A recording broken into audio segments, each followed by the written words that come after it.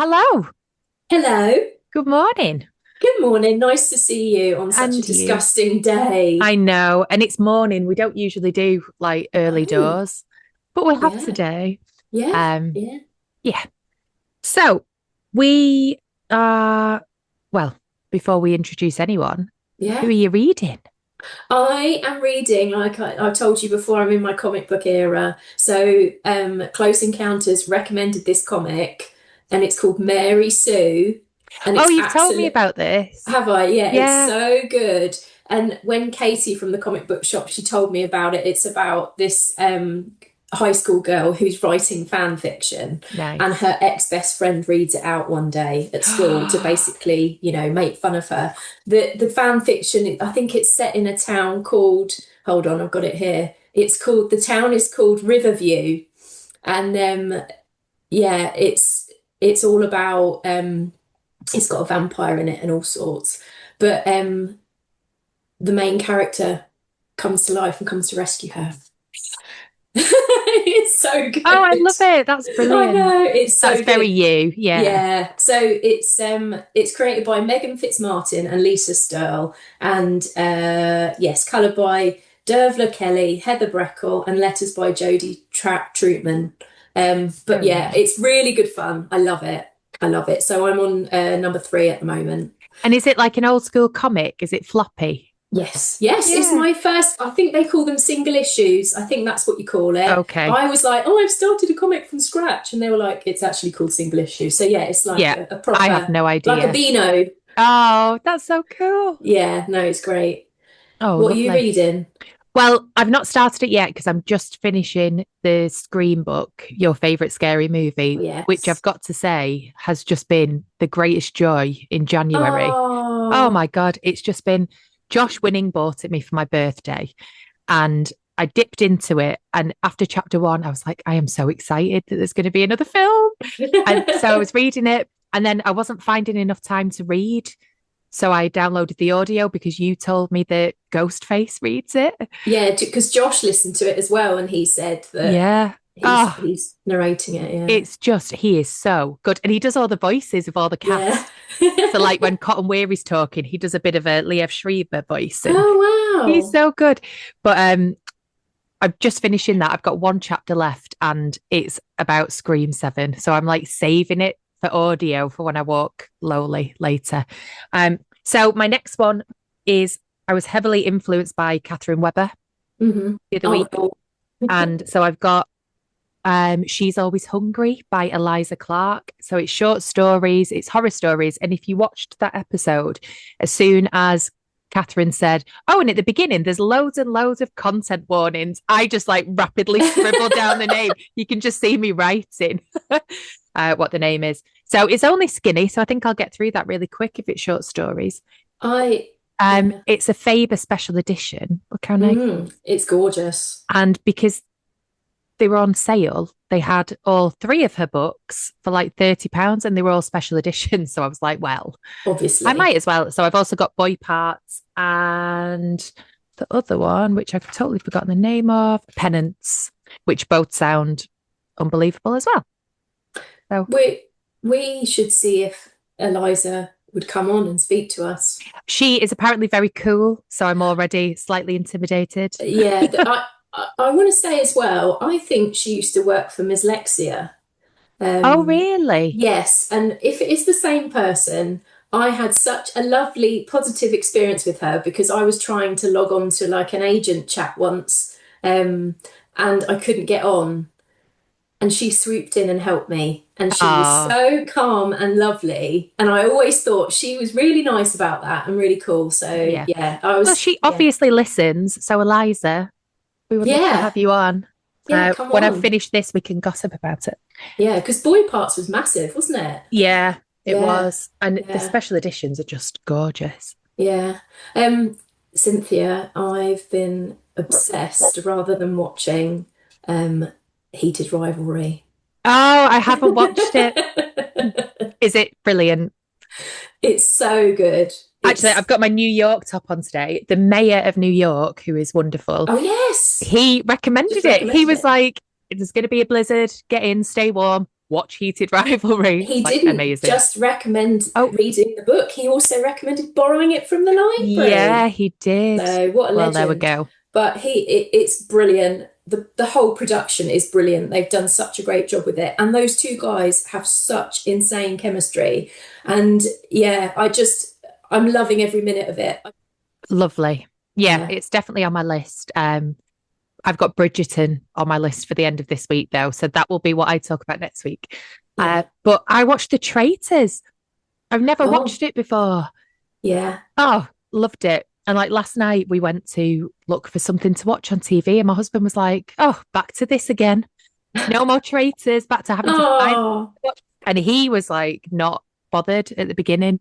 And then he kept going, "Oh, yeah, not interested, not interested." But we watched every single one, and he mm, kept getting very excited. But it's just so brilliant because it's that thing of you as the audience know what's going on yeah. and they don't. And watching Mm, everyone tie themselves up in knots, trying to figure out who a faithful is and who a traitor is. And they've got all of these like harebrained kind of ideas about who is who. And you're sat there knowing the whole time, like, you are so wrong. You are so wrong. And it was just so much fun.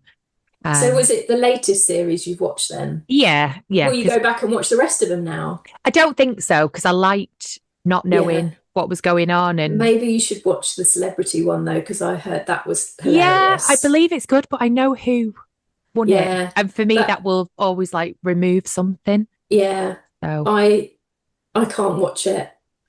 no. I can't watch anything remotely competitive like that. It's just too much for me. Oh, really? Yeah. I can't even watch The Apprentice. No. Well, we used to watch it a long time ago, but no, that would just be a little bit irritated now. But I did start watching the first season of The Traitors because everybody was talking about it. And obviously, Yeah. like as a writer and stuff like that, everyone was like, Yeah. oh, this is so good, like all the different personalities and all their different professions and stuff. And I started watching it and I recognized somebody from a podcast, like a really popular podcast. And Okay. I was like, oh, I wonder if that's them. And I looked it up and it was like, so and so is the winner of Traitors. Da, da, da. And I was like, oh. Yeah, So I was that's like, it. it's not for me anyway. So yeah. I've got to say, Yeah. what swayed me this time was that they had Harriet Tice on. Oh, So she is an author. oh So the yes. fact that they had like an English crime Yeah. author on, I was like, okay, sold. And she was brilliant. And I was, of course, like team author. So you just Yeah. rooting for it all the way through. But yeah, she was. Speaking of authors, we've got someone waiting on us. Yeah. I am so excited today. And it was one of those that I've read this person's books for Mm. years. And I got a proof and I read it. And because I'm me, I just slid into her DMs and was like, would you like to come on our very small podcast? And she was absolutely wonderful. So Oh. today we've got Sarah Crossan on the pod. Um, I am not going to read her whole bio because I was looking for all different ones. And I thought, I'll go with her Amazon one. They seem to be normally quite up to date. I think that Mm. was last updated in 2010. So I've not read that one. So I've gone on her agency website. However, Yeah. that is very long. So I'm going to do it a little bit concisely. So Sarah Crossan grew up in Dublin and emigrated to the UK when she was 6 years old. Studied at the University of Warwick and the University of Cambridge. Worked as an English teacher for 10 years here and in the States, and then became a full-time writer in 2012. Which I don't think that's when one was published. No, No, it's 2017, I thought 26. 2016, I thought one was Yes, published. because she won the Carnegie Medal Yes. for it. And I remember it was 2016 because I had had a big surgery and Mm. I read the book and I hadn't realized that there is, of course, a big surgery in the book. And when I say I ugly cried at the, I mean, like, and I think that's one of the things that made me go, I can't do things that make me cry anymore because it's like the world will end. But then, of course, I read her newest one, which is out soon, Gone for Good. And that is a thriller that also made me ugly cry several Right. times. But I really enjoyed it. So I'm going to welcome Sarah Crossan. Hi. Hi. Hello. Hello. How are you? You. Thank you for coming Oh, on. You were here earlier than I expected. I'm sorry we kept you waiting. No, not at all. I just happened to, be more efficient than I Yeah. than I thought I would be. than planned. So tell us, are you somewhere lovely, hot and tropical, or are you in England? Yeah. No, I'm in my bikini here. Um, yeah, no, I'm in Hove in Sussex. Where are you guys? Oh, I'm in Bedford and it's very grey and gloomy. Yeah, and I'm in Manchester, and contrary to popular belief, it's not always grey and gloomy, but it is today. Mm, Very much I, so. I love all the pink. Thank you. Looks amazing. I am a pink girly, a pink horror girly. definitely. So, I've just been joking because I was reading your bio and I had a look at the Amazon one and it's not been updated since 2010. Oh, okay. So I went on your agency one, which is just a list of 8,000 awards that you've won. So obviously you've been doing this for quite a while and you've had some really lovely success with it. And then I feel like you've kind of had a little bit of a quiet period in the last couple of years. Really? It doesn't feel that way. No, not really. I mean, I had a picture book out last year and last year the paperback of Where the Heart Should Be was out and the hardback the year before that. I think it was just a book that was a quiet book. You know, those two Yeah. books were kind of different to the other books that I published. I was laughing with my agent the other day. You know, you publish a book about the famine for teenagers, and it's all quite tumbleweedy. But it was a book that I kind of felt like I needed to publish for myself. It was a book about me more than about the reader, really. Yeah. So yeah, I think there wasn't loads of fanfare around that book, but I'm really proud of that book. So yeah, that's what Lovely. So that's what I've been doing. can you take us back to the start of when you started thinking, right, this is something I want to do for a living? When did you start getting into writing and how have you ended up where you are now? Um, Gosh, I always wanted to be a writer, but I did have very low confidence, and I went to a bad school, and I didn't know anyone in the literati. I didn't even know that being a writer was a thing. So, I wasn't even a big reader at school until sort of, I guess, year nine, when I had this great teacher. We didn't come from a house of books, but at that age, I started to have more of an interest in writing, and then I would have loved to do creative writing. Would have loved to have done creative writing at university, but again, I didn't have the confidence, and I did philosophy and literature as though that was any easier. As though that was any easier. Philosophy was I did straight philosophy first, and then I changed to philosophy and literature because it was very hard. And I got like 12% on my logic exam the first term. So, and I was like kind of surrounded by all these creative writing students, but I went and did teaching because that was the sensible thing to do to make a living. Mm. And then I was teaching a lesson about living your dreams. You can do anything you want. And a boy put up his hand and was like, "Did you always like want to be like a teacher?" And the subtext was, "You're like a terrible teacher." And Oh I no. and I was like, well, and normally I would say, "Get out, that's a bit rude." And I didn't. I thought, oh God, he's right. I'm not really doing what I'm not kind of walking the walk. So I applied to do a master's in creative writing, and it was from that point on really that I started to take my writing seriously. I continued to teach because, as you guys know, it's not that easy to get a publishing deal. And I was writing an adult literary novel for about 10 years. And then I read a verse novel by Karen Hess. She won the Newbery Medal. And I was just kind of blown away by this form of writing. I was teaching in the States at the time. I thought, could I do that? And I did it. And then I wrote that book in 6 weeks and got an agent immediately. So it was Wow. like my apprenticeship was quite long, but when it happened really, really quickly. Mm. Yeah.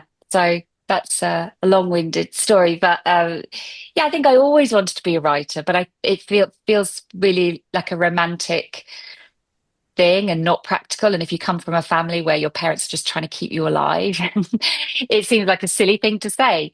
All the women in my family were teachers or hairdressers. That's how Mm. you made money. So yeah, Yeah. that was my And journey. you've said before, haven't you, Cynthia, that like you just didn't even think that it was a thing being an author or being a No. writer. Like it you just when you read books when you're young, you just think, oh, where did this come from? It's just a book that I Yeah. found in the library. Well, So it's and just I, there. Yeah. yeah, yeah. But I love that, like you said, the apprenticeship was long, but that final bit was like sudden, because I think people don't, that's the bit people don't see, is like the slog to get to that point. Yeah. Yeah.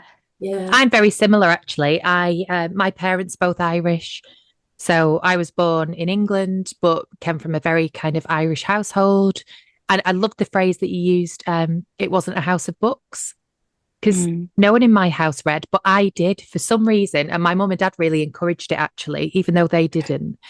And the running joke is that I didn't realize authors were real people till I joined Twitter when I was 28. And I'm like, I Yeah. just didn't know. I didn't know I was allowed to be a writer. I didn't know that real people did it. And as soon as I Mm. realized, I was like, okay, this is something I Yeah. can have a go at. And I was also a teacher. So I juggled the two of them for a while. And people aren't really supportive when you're teaching and going, oh, I'd like to write a book. They're kind of like, okay, but Yeah. just do your job. And you Yeah. have to explain, like, well, it's like a hobby. I'm not doing my job any less because I'm doing this Yeah. thing, but they don't really want to be very supportive. Even when I was then published, people Yeah. didn't Oh, really want to be that's supportive. super interesting. Yeah.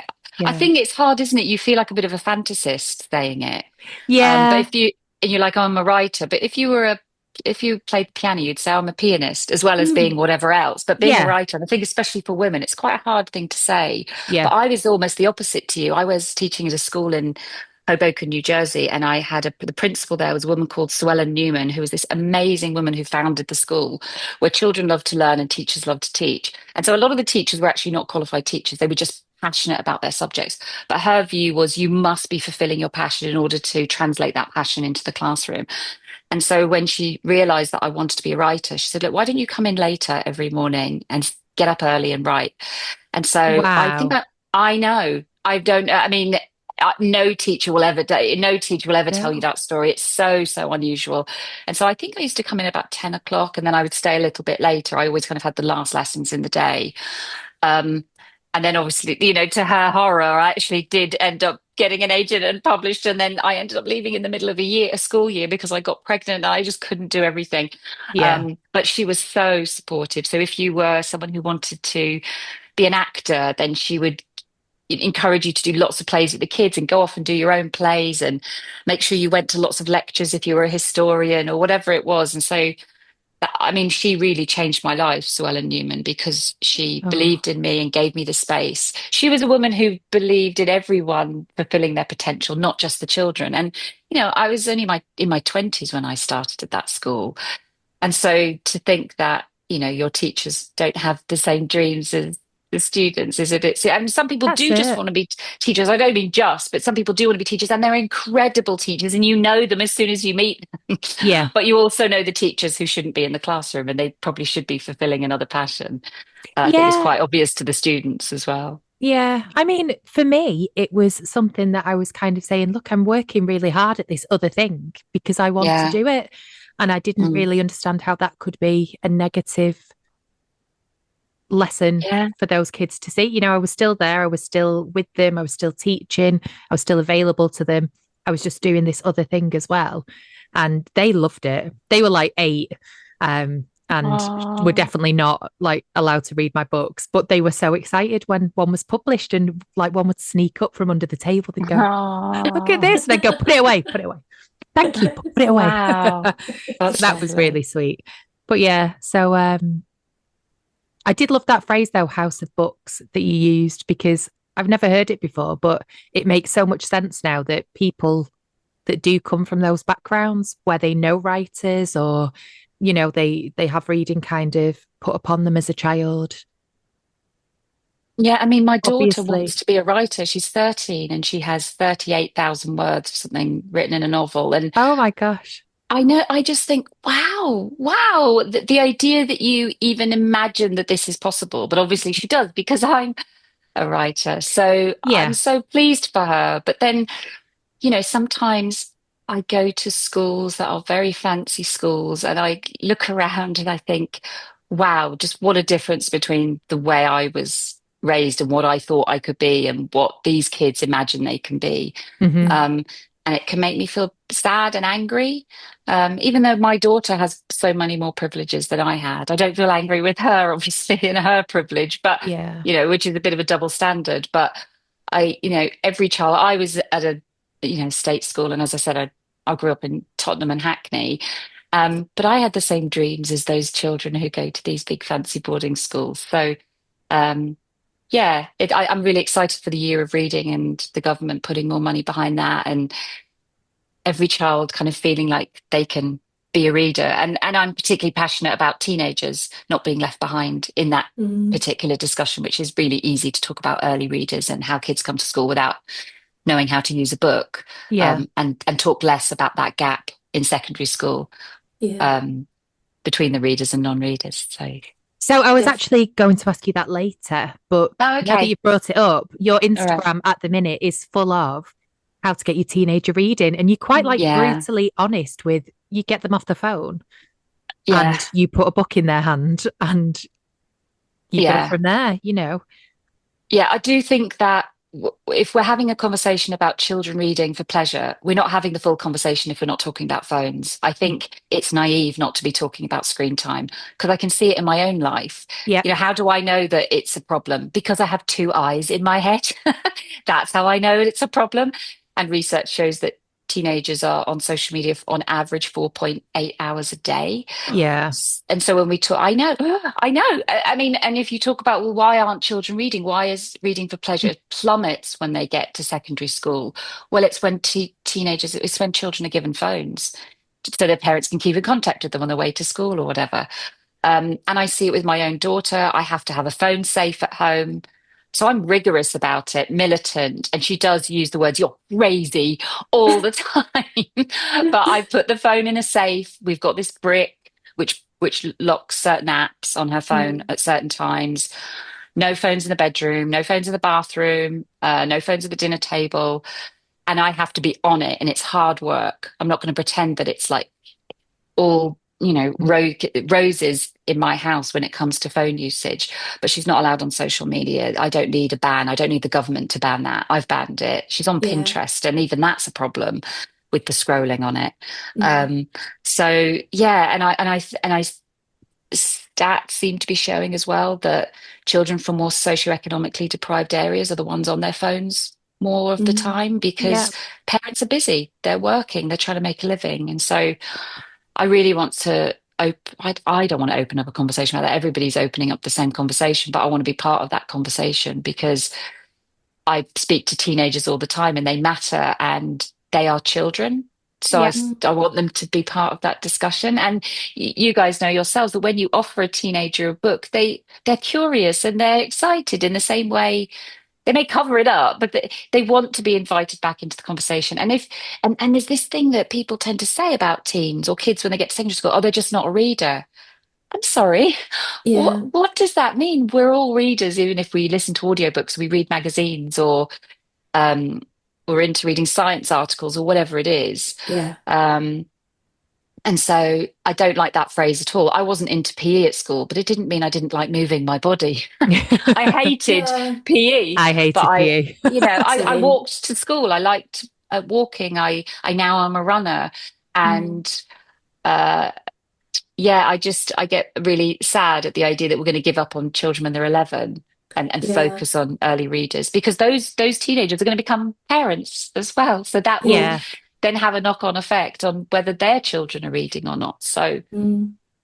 yeah, I And could go that on and be a real no, bore about it. it's Yeah. such yeah, it's a really important discussion. And with the National Year of Reading, the theme is go all in, isn't it? And that's the whole idea is that, I think some people say they think unless you're reading a book, that's the only way that you can read.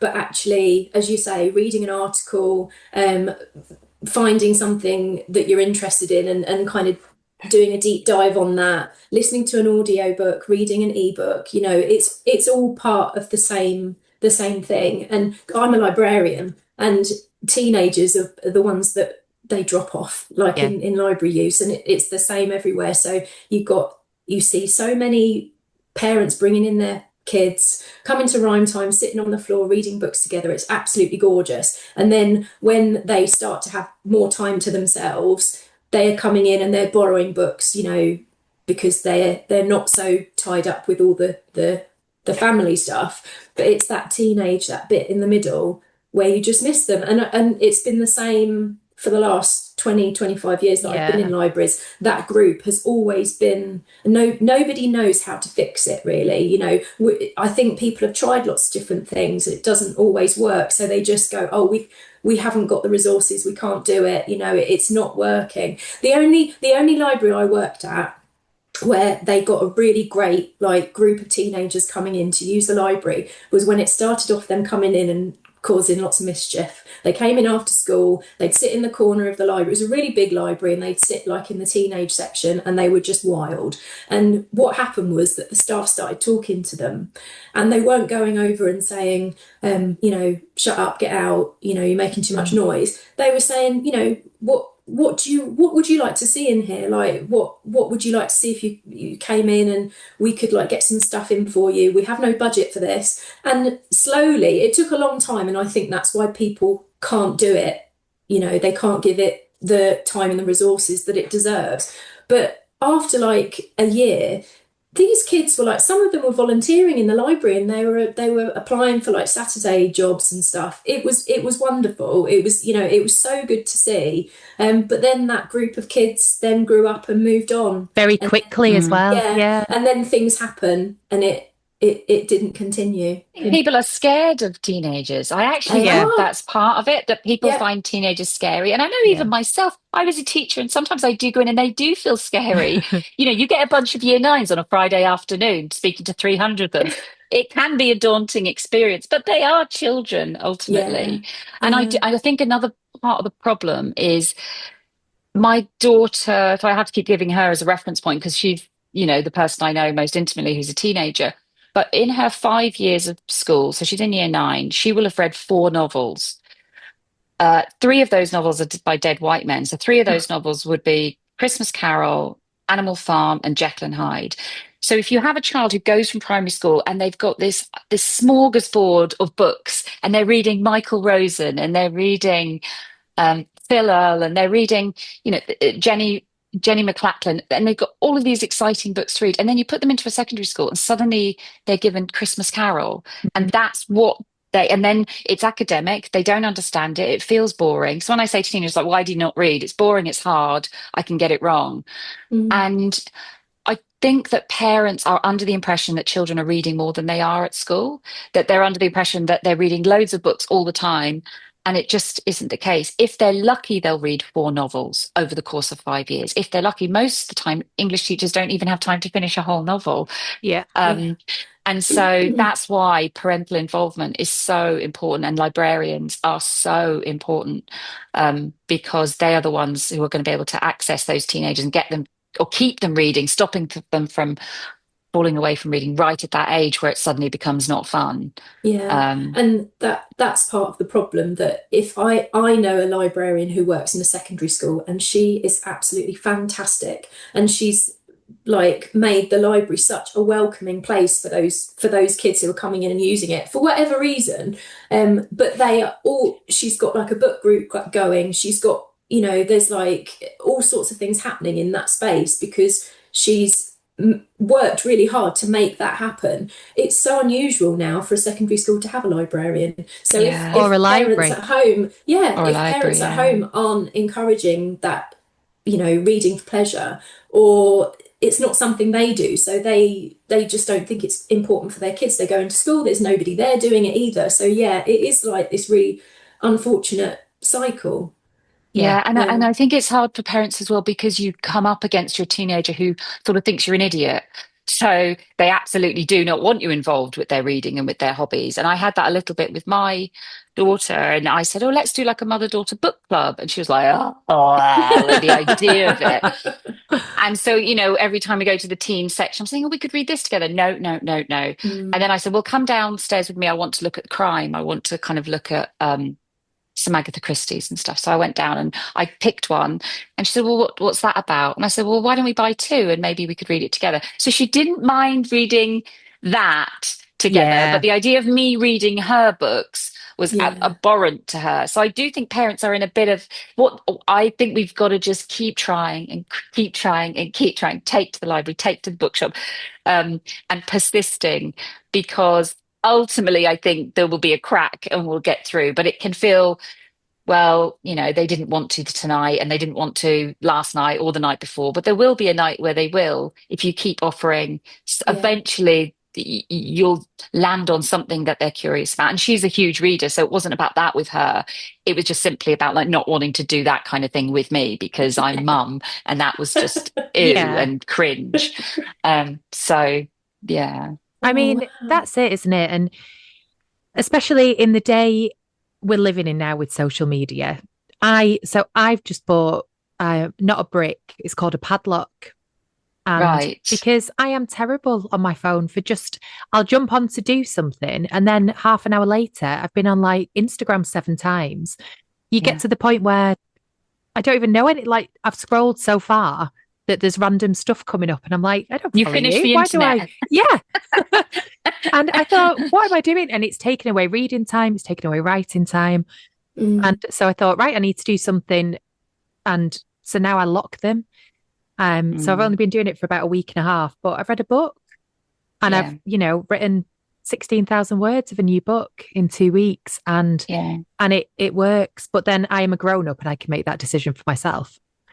Yeah. However, and even as a grown up with your developed prefrontal cortex, it's a challenge. So the idea that my we just mental allow health children, is better. Like being off it. Yeah, how can you expect a child or a teenager to manage it when I know I've got kids as well? I know that I'm addicted to my phone. How can I expect them to just not be? Exactly. Yeah. I mean, we keep saying, don't we? I'd love to get a Nokia. Love to get a Nokia flip phone. But you just, life would be so difficult without. How would you park? Exactly. If your train gets cancelled or anything like that, you would just be. And then I thought maybe I could like carry around an iPad and just connect to the one. And I was like, no, that's not going to work.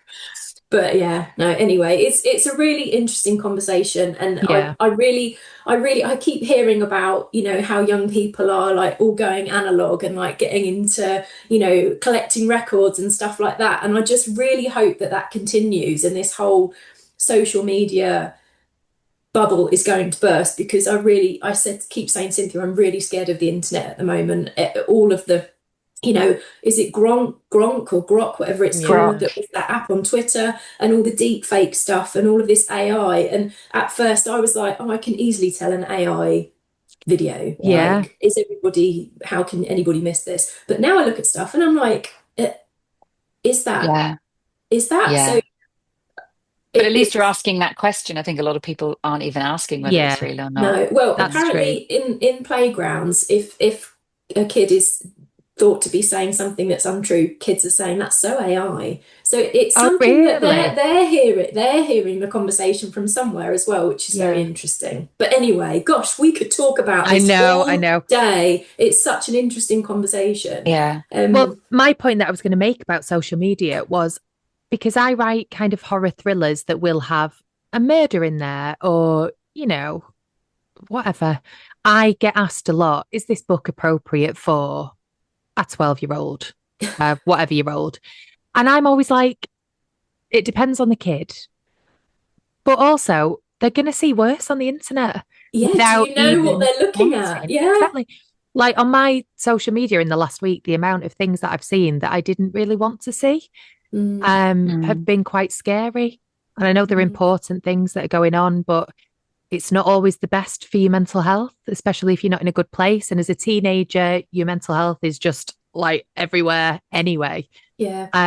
So I get a bit frustrated when I get asked, is your book appropriate for my child? I'm like, well, is Instagram appropriate for your child? But you can't say that. And it's not my place. I'm not their parent.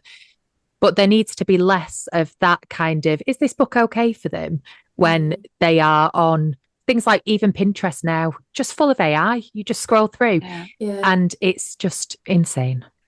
I had I had a second account on Instagram when I was like trying to do like a Buffy fan club thing.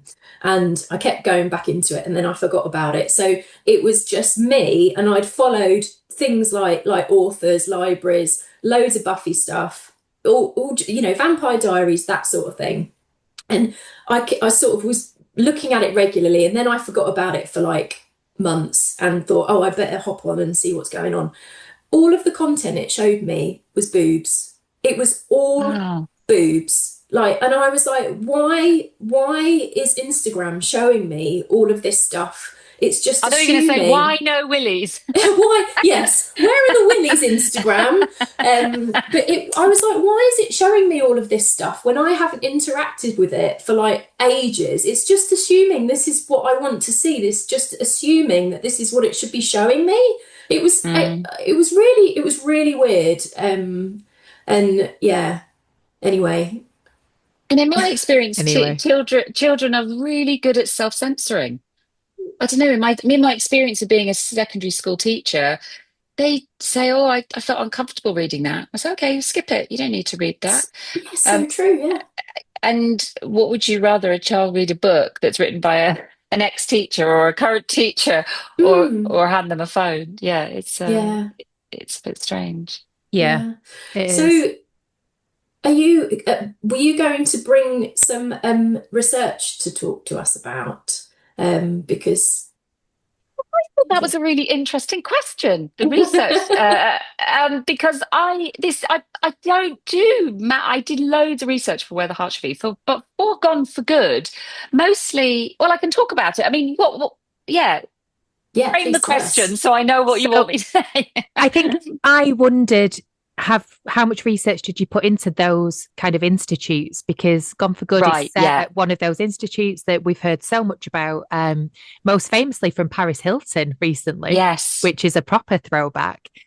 So where naughty, in inverted commas, where naughty kids get sent, but in quite a hmm scary way, they get almost kidnapped out of their beds and yeah, sent to these awful places. And it's only kind of really come to light in the age of Netflix and social mm, media. So did you have to do research into that? Because it's a bit of a foreign concept for us, I think, in the yeah. UK. At least I hope it is.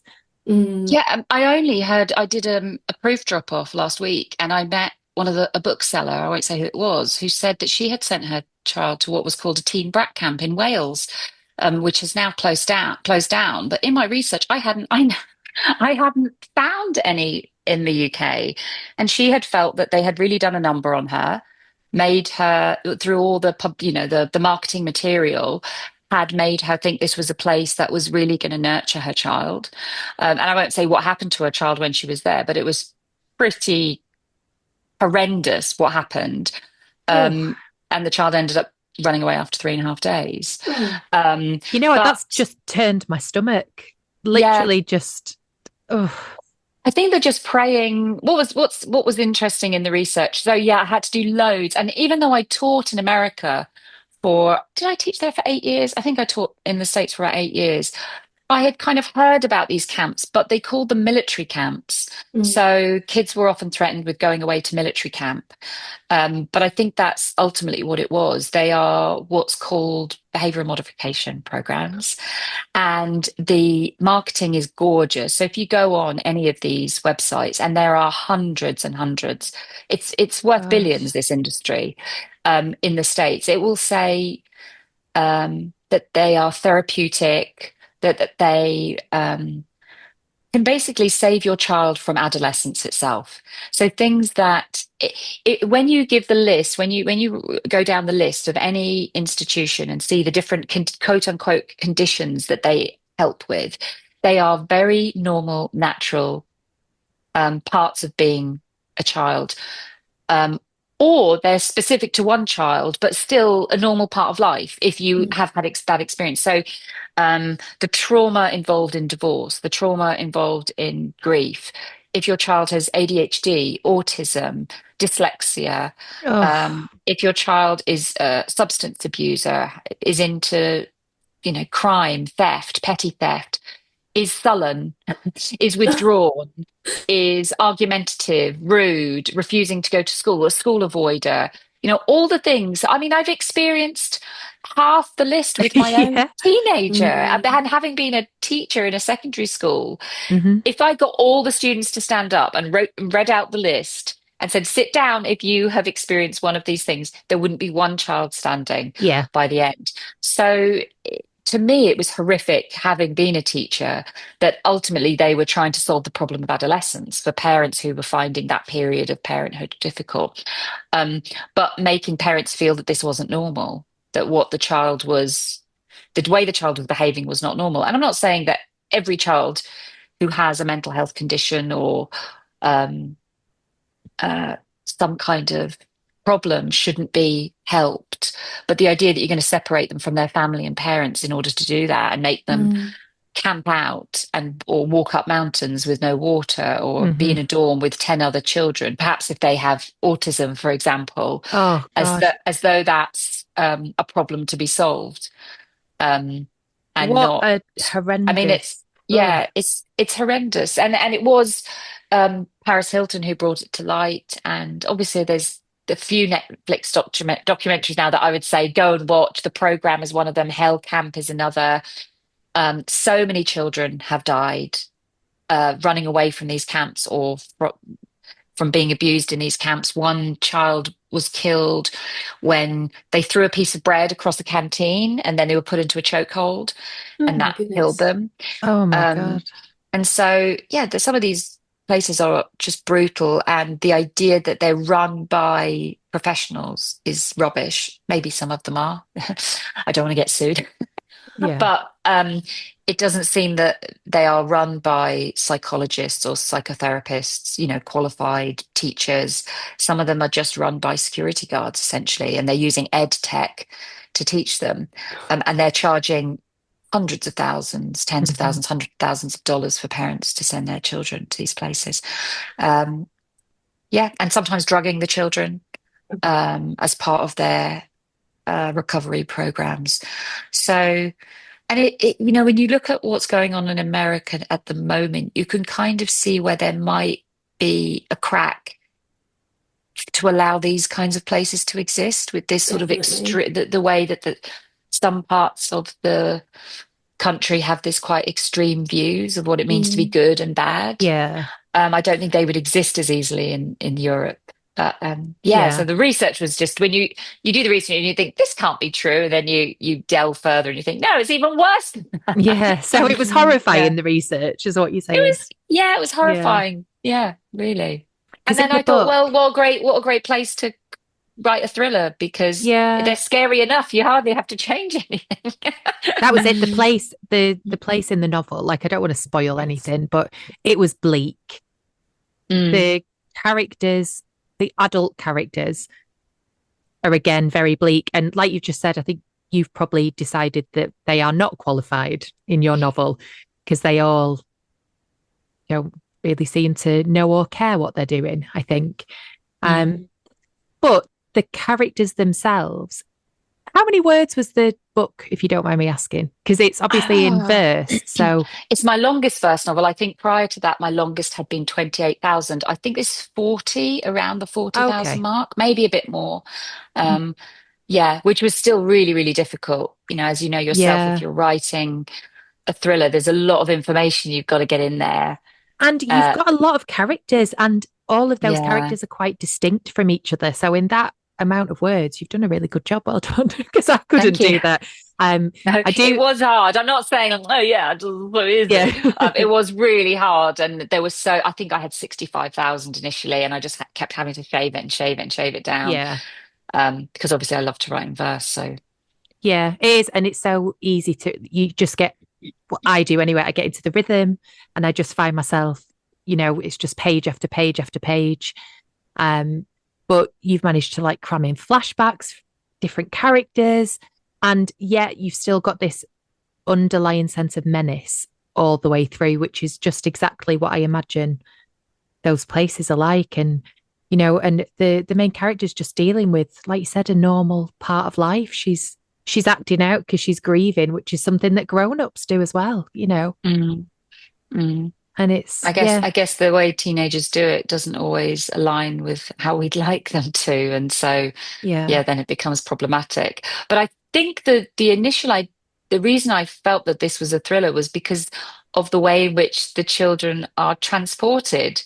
When I heard that they're kidnapped, literally kidnapped from their beds in the middle of the yeah, night, and transported sometimes in handcuffs, sometimes on planes across the country, 4 hours, 5 hours across the country, and that their parents are they don't not just have knowledge of it, but they kind of sign off on it. I yeah. just thought, wow, That imagine betrayal. being woken in the night and kidnapped from your bed and not knowing where you're going or what you've done wrong. And I thought that's a great opening for a book. Yeah. Mm. Uh, And it yeah. was. It was a good Thank you. opening. Um, yeah, I really, really enjoyed it. It Thank you. hearing you talking through that list of different things, it's like that list that goes around now that is so funny and we all joke about women and what they were locked up Yes. for back in the Victorian times, having a Yeah. period or, Yeah. being in a bit of a mood or reading a book.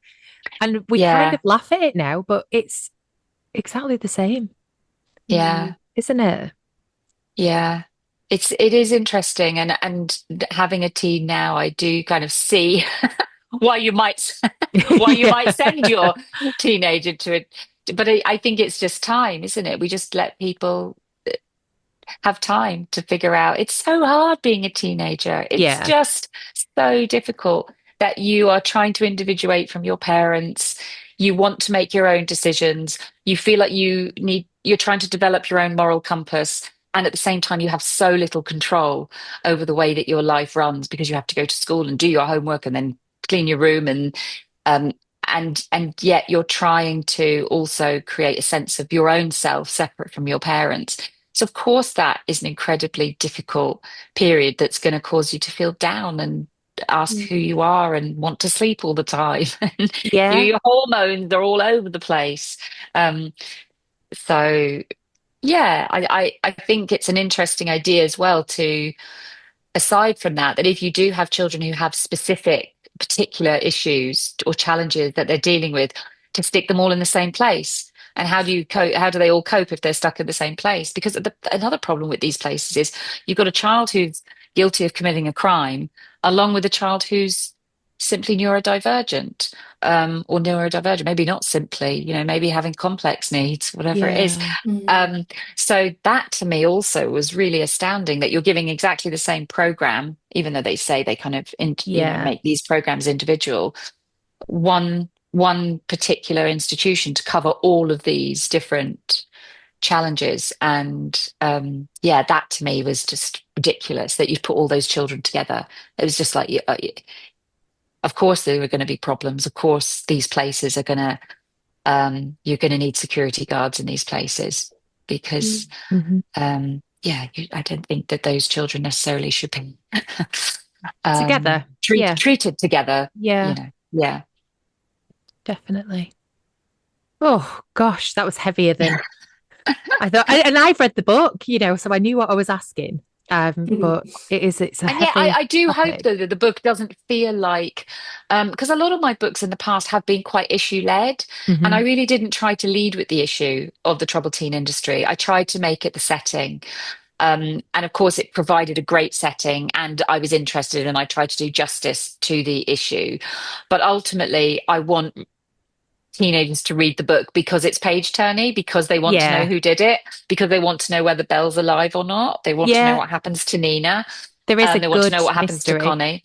Yeah, so I think Yeah. that's really, I hope that's why teenagers are reading it or readers are reading it for entertainment value, not because they Yeah. might be curious as well about the troubled teen industry, but mostly because it's page turny. That was really my goal because I know how effective verse novels are in terms of being page turners, Hmm. just from the conversations I've had with teenagers. And I thought, well, what if I amp that up and turn that into a thriller rather than have a verse novel because verse novels do tend to be quite issue led, and mine have been quite Yeah. issue led in the past. And I wanted to do something different. And yeah, I hope I've done that with this. You did. And there's a bit of romance in there. So Yeah. you've really A little kind bit of of kissing. crammed everything in. A little bit of kissing in a stairwell, which I always approve of. So yeah, well done. I loved it. And I do think it Thank you. is twisty and turny, and it's like mystery upon mystery because you've got the initial mystery of, the main character trying to figure out what the hell is going on. And then she gets somewhere and immediately is hit with a second mystery. And then, of course, you get a third one when somebody goes missing. And yeah, really good. Loved it. Thank you. Shall we need to move on. I could sit here I chatting, know. like this is what always happens. We just, Gossip. it's such an interesting discussion. But do we have questions from Yeah, I think we've just got one listener listeners? question, and Yeah. it was about One. Oh, So okay. One came out in 2016, so which feels like 100 years ago, not 10 years ago. And that was the first book of yours that I read. And I was saying to Georgia before, I had just had a big surgery. So when I got to that part of the book, Oh, I'm sorry. well, no, don't be sorry. But when you ugly cry at something, I really ugly cried. So then when I went into Gone for Good, I was like, I know it's a thriller, but I know she's going to make me cry, which you did. Oh, did I? Yeah. Sorry, I And didn't. That was not my intention. I don't do crying. Yeah. I don't do things that make me cry. So yeah, you got me. But anyway, so yeah, One. So One, I think just because it was so long ago and it's a book that is still kind of coming, it still pops up all the time because it did so well. So what was the real life inspiration for One? Was the One? Yeah, I Can you mean, remember? I'm so often influenced by documentaries. I mean, I Yeah. just watch, I'm obsessed with Me documentaries, too, and actually. Yeah. yeah, and I just think they provide so much. And my book Moonrise also, that was another thing that I was inspired by a BBC documentary to write a book about death row. But I'd watched a documentary called Joined for Life about Abby and Brittany Hensel, who are conjoined twins, and I found it so interesting. And I thought to myself, what about if you had a set of conjoined twins and one fell in love and wanted to be separated and the other didn't?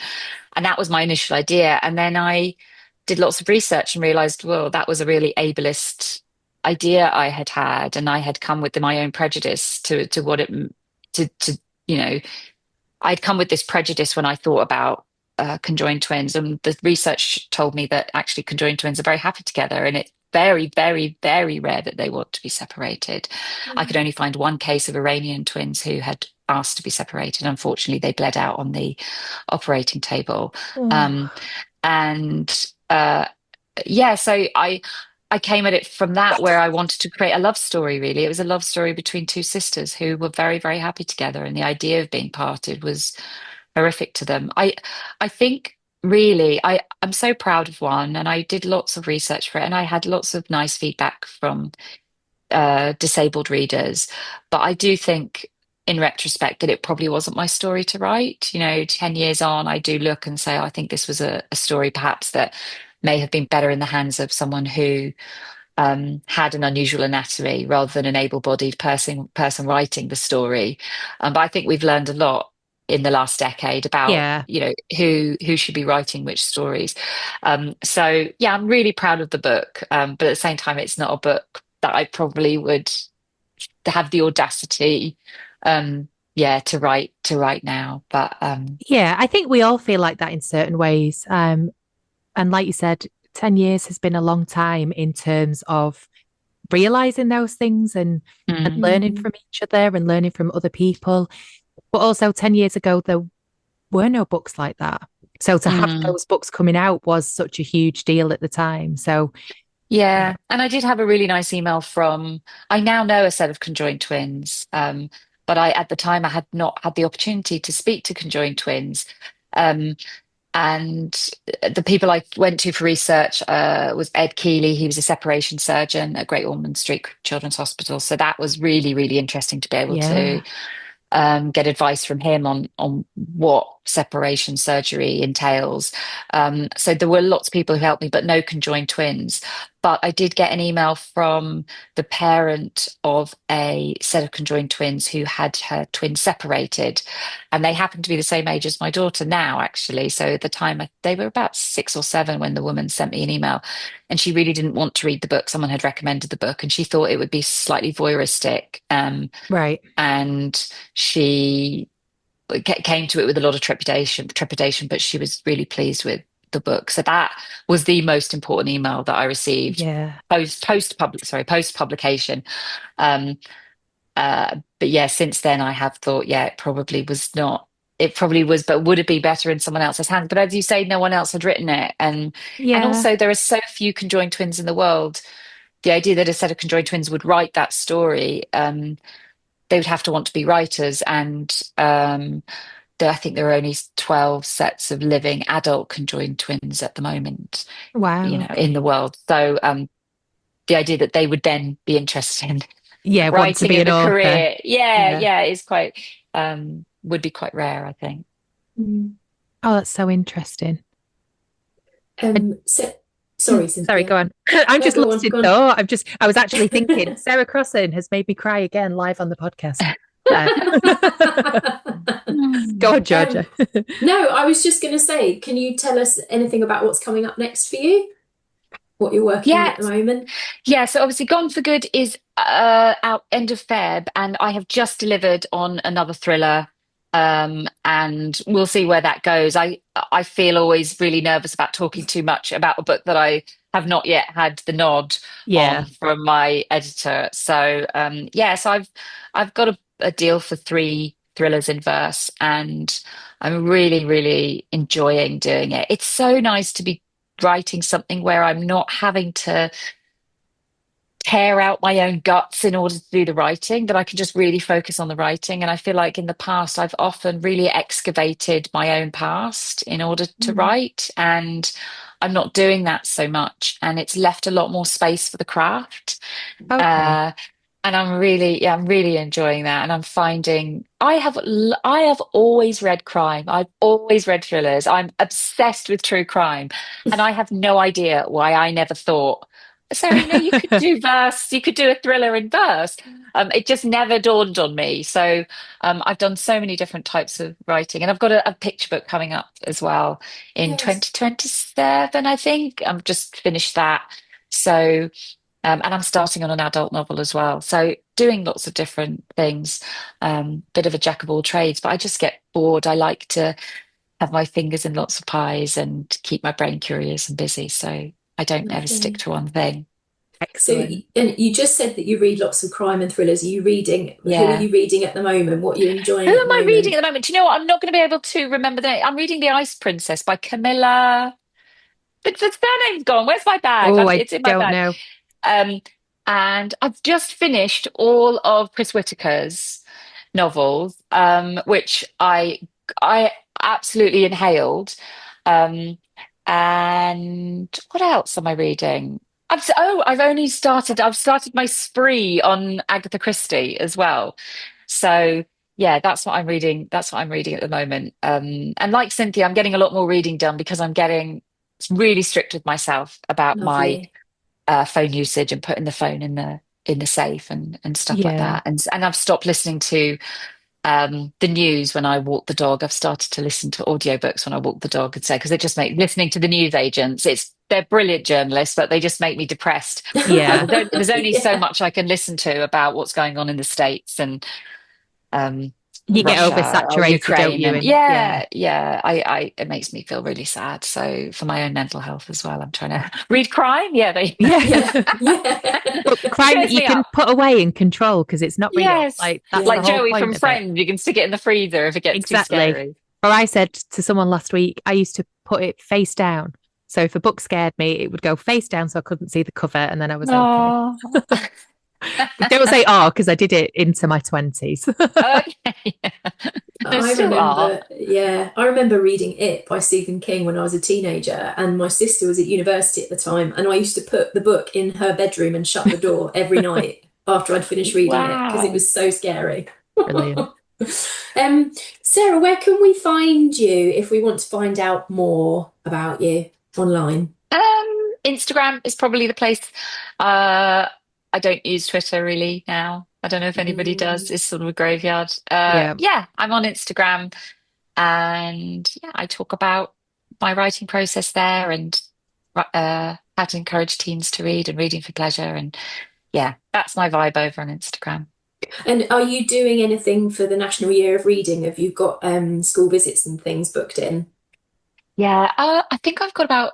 I think I actually checked yesterday. I've got 16 schools that I've got booked so far, and then Mm. that's in person, and then I've got more online. But uh, it's about that balance between going into schools and actually getting your writing done.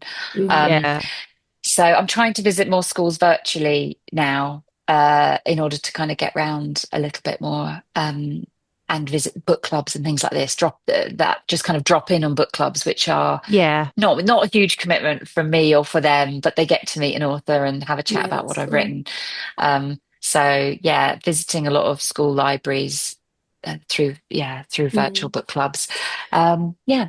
Do you feel like there's been more requests at this point of the year than there normally would be?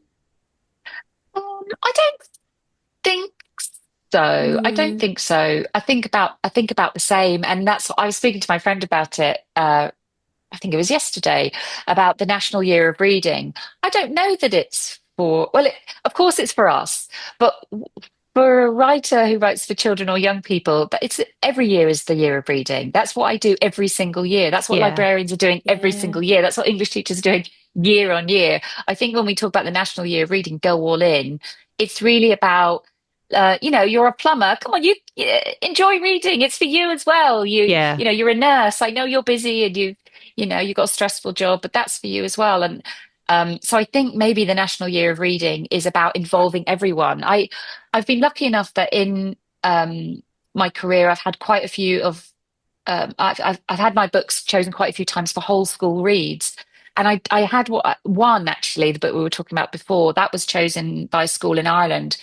And that was the most amazing experience I've ever had at a school event, because the whole room was packed. Not just, it was an assembly hall, it was kind of a theatre, and it was packed with the entire school. Plus, the kitchen staff were all standing around the edges. They'd read the book. Parents had come in, asked to come in. So it was absolutely heaving. I felt like a proper celebrity as I came in. Everyone was like, because the whole school had read it. So groundskeepers had read it. As I said, the kitchen staff read it. The woman on reception, when I came to the school, said, I read your book. And I think that's what National Year of Reading is. Yeah. This is for everyone. This isn't, Mm. we're doing it year in, year out, day in, day out. This is our bread and butter. This is our vocation, but it's about everybody being involved in reading, and knowing that reading's for them and not feeling embarrassed. And just because you found reading hard at school, or you do find reading hard at school, don't allow anyone to take reading away from you. That's what I always say to teenagers. How dare people in academia make you feel like reading doesn't belong to you?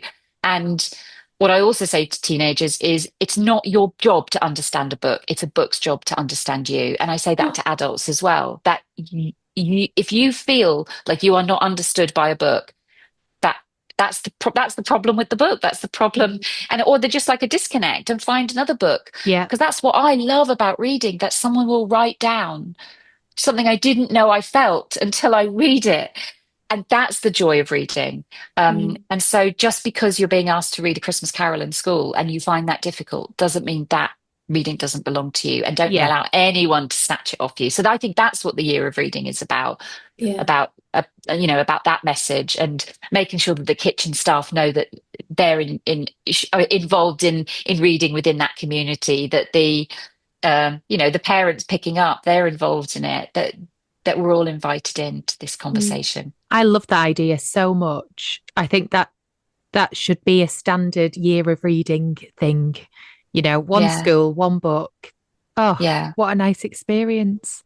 Yeah, it was amazing. And it really made me think, gosh, why is every school not doing this? So there's an amazing school. I have to do a shout out to Karen and Tracy at Beaumont in St Albans. They are librarians that I admire them so much. They are the the activities they involve for the kids, the number of authors they get in, and they do a whole school read every year. And that was another school where a book of mine, Apple and Rain, was chosen as a whole school read. And again, I had this most amazing experience when I went there. So I don't want to not give a shout out to them and suggest that experience wasn't as good. It was amazing. And they, and then what they do is, if the book was chosen as a whole school read, they keep it as part of, like, these were the whole school reads, and the kids can kind of if they read the book, they can get a badge. And so you see these kids going around school, all these badges from all the different books they've read that have been part of a whole school read. And it makes it such a sociable, fun, non-threatening, just joyful experience and activity. So And more of that amazing. in 2026. Yeah, that's why it's so important when we have reading lists or whatever at primary schools and at secondary schools